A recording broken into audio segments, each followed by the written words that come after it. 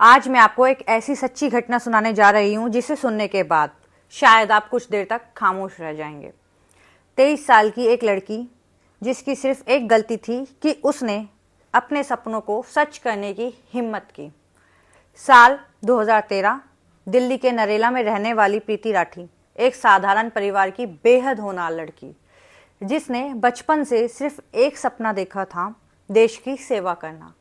प्रीति ने नर्सिंग की पढ़ाई पूरी की और फिर इंडियन नेवी की परीक्षा दी। कड़ी मेहनत, लगातार संघर्ष और आखिरकार उसका सिलेक्शन हो गया। पूरा परिवार खुशी से झूम उठा। मोहल्ले में मिठाइयाँ बांटी गईं क्योंकि उनके घर की बेटी अब इंडियन नेवी में ऑफिसर बन गई थी।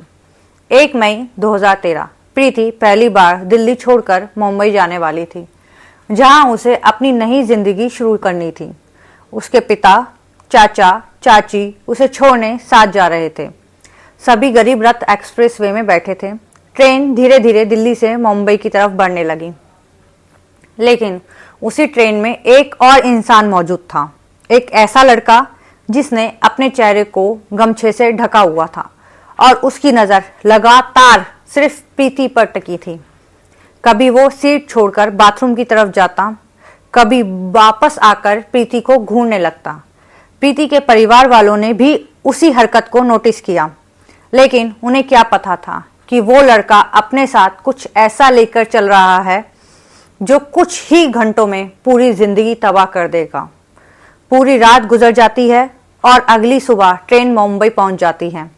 2 मई 2013 सुबह करीब 8 बजे बांद्रा स्टेशन प्रीति ट्रेन से उतरती है।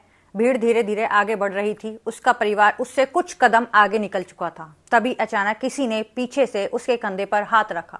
प्रीति रुकती है और जैसे ही पीछे मुड़कर देखती है, उसे वही नकाबपोश लड़का दिखाई देता है। लेकिन इससे पहले कि प्रीति कुछ समझ पाती, उस लड़के ने अपने हाथ में पकड़ा डिब्बा खोला और अगले ही पल प्रीति के चेहरे पर कुछ फेंक दिया।